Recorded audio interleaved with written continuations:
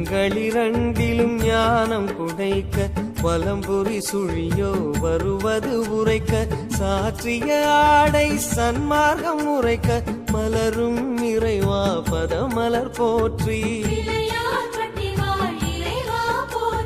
கற்பகம் என்னும் பஞ்சாட்சரமே ஓதி உணர்ந்திட சுகம் பெறும் மனமே மெய் சுகம் அருளும் இறைவா போற்றி.